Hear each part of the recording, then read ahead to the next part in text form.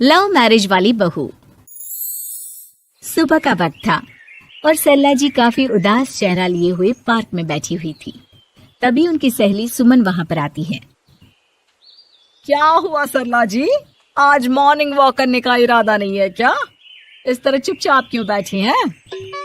आई तो थी ये सोचकर कि पार्क में जाकर थोड़ी देर पहले टहल लूंगी, लेकिन क्या करूं, मन ही नहीं कर रहा। अरे सब ठीक है, तो इतनी परेशान क्यों नजर आ रही हैं? नहीं नहीं, ऐसी तो कोई बात नहीं है, सब ठीक है। अरे भाई, अब तो आपको खुश नजर आना चाहिए। अभी कुछ महीने पहले तो बेटे की शादी हुई है, घर में नई बहू आई है, आपके चेहरे पर तो रौनक नजर आनी चाहिए। अरे छोड़ो भी, आजकल की बहुओं के बारे में क्या बताऊं आपको। क्यों, क्या हुआ बहन जी, कोई परेशानी है क्या? कुछ किया क्या बहू रानी ने? अरे भाई, अभी तो शादी को 6 महीने हुए हैं। अब आपसे क्या छुपाना, आप तो जानती है मेरे बेटे ने लव मैरिज की है और मुझे ना इन लव मैरिज वाली बहुओं पर बिल्कुल भरोसा नहीं। ना जाने कब मेरे बेटे के कान भर दे। अरे लेकिन सरला जी, आपके बहू बेटा तो आपके साथ ही रहते हैं, फिर आपको इस बात का डर क्यों है? पता नहीं क्यों बहन जी, अभी तो मुझे अपनी बेटी दीपाली की भी शादी करनी है। बस इसी बात को सोचकर परेशान रहती हूँ। ये लव मैरिज वाली बहू पता नहीं कितने दिन परिवार में एडजस्ट कर पाएगी। कल को अगर बेटे को लेकर दूसरी जगह चले गई तो क्या होगा? अरे हाँ, याद आया, दीपाली तो दिल्ली में नौकरी करती है ना? हाँ हाँ, बहुत अच्छी नौकरी लगी है उसकी। और आप किसी से कहना मत, अपने ऑफिस में साथ में काम करने वाला कोई लड़का उसे बहुत पसंद है, बता रही थी मुझे। लेकिन अभी तो आप कह रही थी कि आपको लव मैरिज और इन सब में भरोसा नहीं है। अरे तो क्या हुआ, जहाँ बेटी खुश रहे वहीं मैं खुश हूँ। और वैसे भी बेटी को तो दूसरे घर जाना है, वो लोग जाने और उनकी बहू जाने, मुझे तो बस अपनी बेटी का ब्याह करना है। अच्छा अच्छा, ठीक है ठीक है, जैसी आपकी मर्जी। लेकिन मुझे लगता है कि आप अपनी बहू के लिए कुछ ज्यादा ही सोच रही हैं। क्या पता वो वैसी ना हो जैसी आप समझ रही हो। सरला जी अपनी जगह से उठते हुए कहती है, अब ये तो भगवान जाने, बस मेरी बेटी दीपाली की शादी उसकी पसंद से हो जाए तो मैं गंगा नहा लूं। चलिए बहुत देर हो गई है, मैं भी अब घर जाती हूँ। अच्छा अच्छा ठीक है, मैं भी चलती हूँ। अगले दिन जब सरला जी अपने घर पर बैठकर चाय की चुस्कियां ले रही थी, तभी उनकी बहू वहां पर आती है। मम्मी जी, मैंने एक जगह नौकरी के लिए अप्लाई किया था और वहाँ से सब कुछ पॉजिटिव आया है। मैं भी नौकरी करना चाहती हूँ ताकि घर के खर्चों में थोड़ा हाथ बटा सकूं। अरे बहू, तुम्हें नौकरी करने की क्या जरूरत है? मेरा बेटा अच्छा खासा कमाता है, क्या तुम्हें किसी बात की कोई कमी है? तभी सरला जी का बेटा वहाँ पर आता है।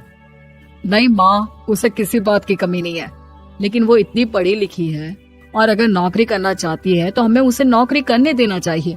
कुछ पैसे घर में आएंगे, हम सबकी मदद हो जाएगी। तुम तो ऐसे कह रहे हो बेटा जैसे ये घर तुम्हारी पत्नी की कमाई पर ही चलता है। अरे नहीं नहीं मम्मी जी, इनके कहने का ये मतलब नहीं है, बस मेरी ही नौकरी करने की इच्छा थी, इसलिए आपकी परमिशन चाहते हैं। अब भाई, मेरा बेटा तुम्हें लव मैरिज करके घर में लाया है, मैं तुम्हें कुछ कैसे कह सकती हूँ? जो मर्जी आए करो। सरला जी का बेटा और बहू वहाँ से चले जाते हैं। अब उनकी बहू नौकरी करना शुरू कर देती है।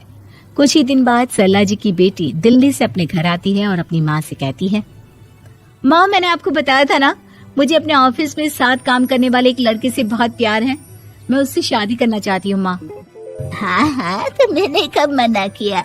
अगर तुम उसे पसंद करती हो तो उसके घर वालों को कहो, हम आपस में बात करके तुम्हारी शादी तय कर देते हैं। अरे लेकिन माँ, एक बहुत बड़ी परेशानी है। क्या परेशानी है बेटा? माँ, वो लड़का बहुत अच्छा है, लेकिन कुछ ज्यादा ही पैसे वाले घर से उसके माँ बाप।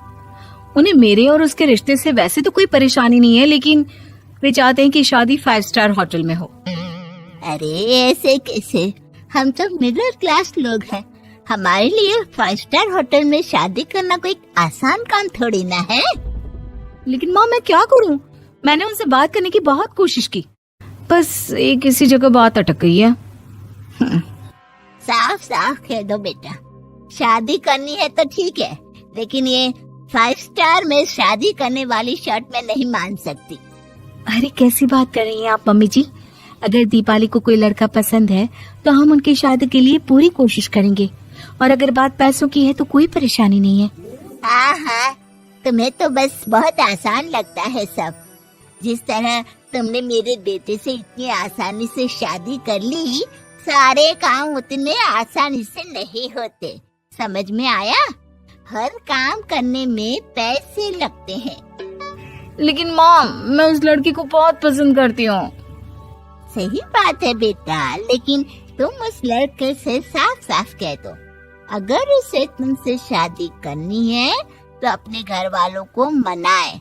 अगर नहीं मना सकता तो तुम दोनों अपनी गृहस्थी अलग से कहीं सेट कर लो। कोई जरूरत नहीं है अपने माँ बाप के साथ रहने की। मम्मी जी, ये आप क्या कह रही हैं? मैं भी तो आपकी बेटी के साथ लव मैरिज करके आई हूँ। अगर मैंने भी ऐसा ही किया होता तो? लो, अब तो मुझे उल्टा जवाब देने लगी। देखो बहू, मैं तुम्हारी सास हूँ, मुझसे ठीक से बात करो। लेकिन माँ, भाभी ठीक तो कह रही हैं। हाँ, अगर बात शादी के खर्च की है तो मैं उस लड़के से कुछ कह सकती हूँ, लेकिन उससे अपने घर वालों से अलग होने के लिए कहना, ये सही होगा क्या? आप तो समझिए माँ। और वैसे भी मम्मी जी, मैंने कुछ महीने पहले जॉब करना शुरू कर दिया था और अपनी पूरी सैलरी बचा कर रखी है।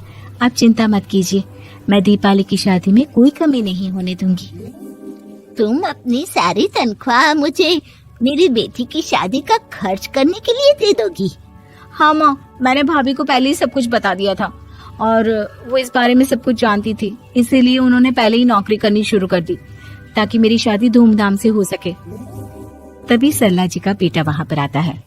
देखा माँ, जैसा हम हर समय समझते हैं वैसा होता नहीं है। आपको लव मैरिज करने वाली बहू से नफरत थी ना, लेकिन अपनी ही बेटी की लव मैरिज पर आपको कोई एतराज नहीं था। ये तो गलत बात है ना। हाँ बेटा, सही कह रहे हो तुम। बहू, मुझे माफ कर दो, मैंने तुम्हारे बारे में गलत सोचा। आज से मैं बहू और बेटी में कोई फर्क नहीं करूंगी, और अपनी लव मैरिज वाली बहू से तो बिल्कुल नफरत नहीं करूंगी।